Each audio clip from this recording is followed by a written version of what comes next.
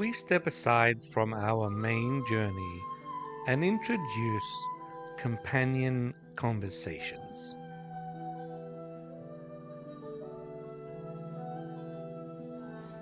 Some ideas are too rich to pass by.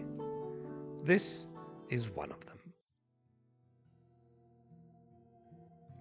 There are certain ideas that seem to appear again and again throughout human history. Generation after generation keep rediscovering them.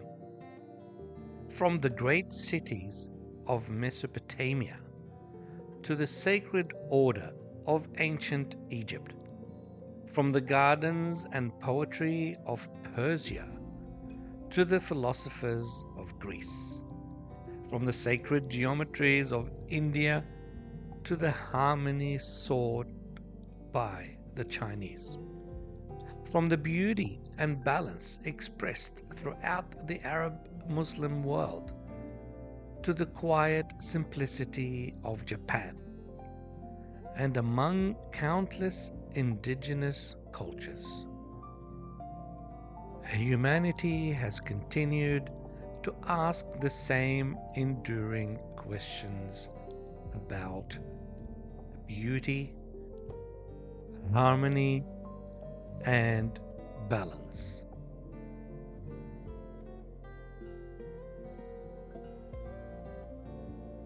Why do certain places bring peace? Certain melodies move us, and certain proportions seem simply right. Perhaps nowhere did many of these ideas meet more beautifully than in Andalusia. Everyone feels the place. I know I did. Where philosophy, science, architecture, craftsmanship, and faith come together to produce one of history's most remarkable expressions of harmony. Today, I would simply like to explore that shared human search.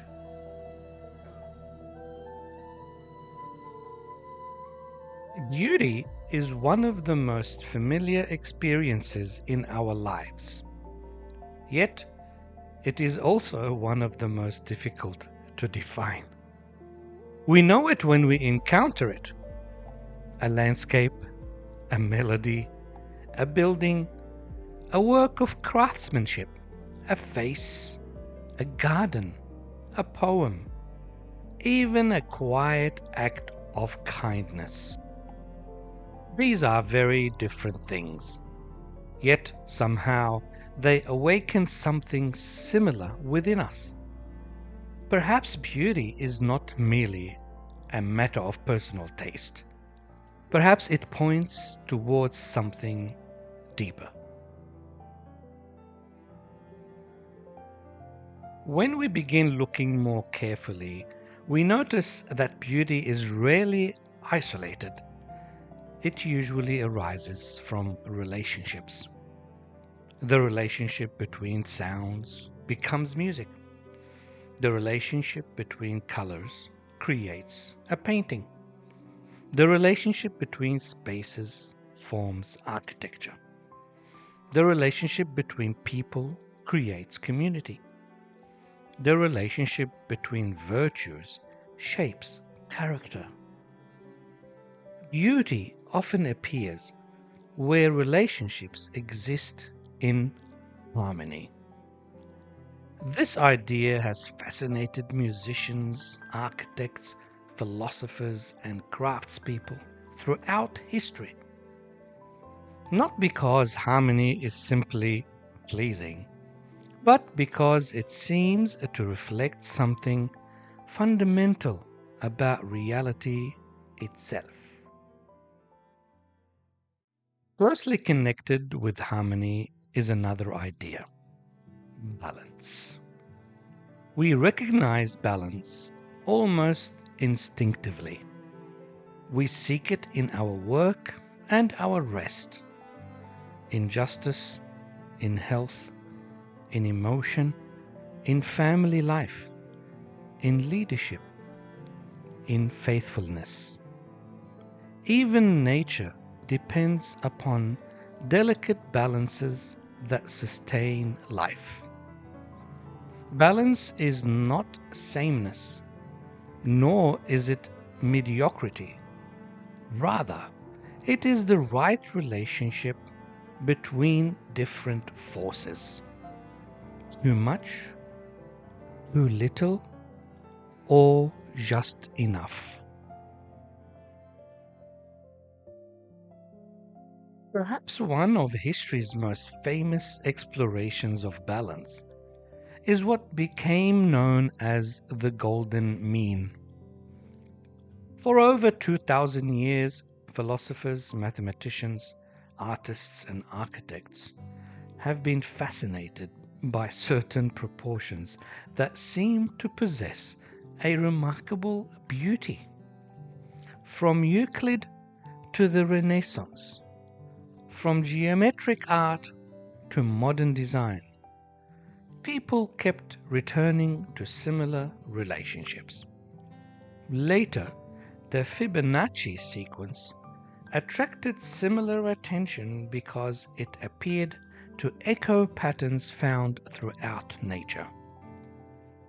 Whether these patterns explain beauty completely is beside the point. What matters is something much simpler. Human beings have always sensed that beauty and proportion somehow belong together. But balance was never understood only as mathematics. Aristotle spoke of the golden mean as a way of living. Virtue, he suggested, often lies between excess and deficiency. Courage, for example, stands between recklessness and cowardice. Generosity between wastefulness and greed. The search for balance was not only about buildings or geometry, it was about becoming a better human being.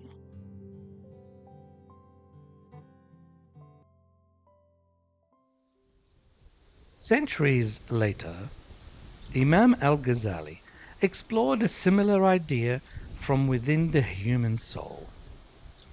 Based on spiritual principles of Islam, he described the human being as possessing different faculties, each with its proper place. Desire is not evil. Anger is not evil. Reason is not enough on its own. Each has a purpose: to sustain life. The challenge is not to eliminate them as egoism, but to bring them into their proper balance. A balanced soul is not one without struggle. It is one in which every faculty serves its rightful purpose. In divine revelations, the Creator introduces another profound word, mizan, usually translated as balance or measure. It describes not merely justice between people, but a principle woven throughout creation itself. Balance is presented not simply as a human ideal, but as part of the very order of existence, an invitation to live in harmony with that order rather than against it. Then from Japan comes a very different perspective. Wabi Sabi. Unlike classical ideas of perfect proportion, Wabi Sabi finds beauty in weathered wood, cracked pottery, quiet simplicity, and the marks left by time. It reminds us that harmony does not always mean perfection. Sometimes beauty lies precisely in humility, impermanence, and authenticity. Different tradition, different language, yet, once again, human beings searching for beauty.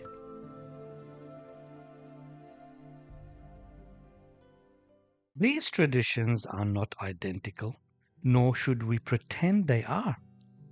Each emerged from its own history and worldview. Yet it is remarkable how often they return to similar themes: harmony, balance, proportion, measure, simplicity, wholeness. Perhaps these recurring ideas tell us something, not only about human cultures, but about reality itself. Perhaps that is why beauty continues to move us. Not because it entertains us, but because it reminds us of something we rarely stop to notice. It exists within us naturally. How and whoever infused it must also possess it. To be conscious of it, to practice and live it, must truly be a divine act. Reality is not random. There is an intelligible order to creation.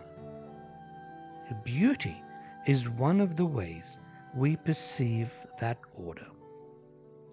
And if harmony, balance, and proportion appear throughout the world around us, and indeed the universe, perhaps the search for them within ourselves is not merely a personal choice, but part of understanding what it truly means to be human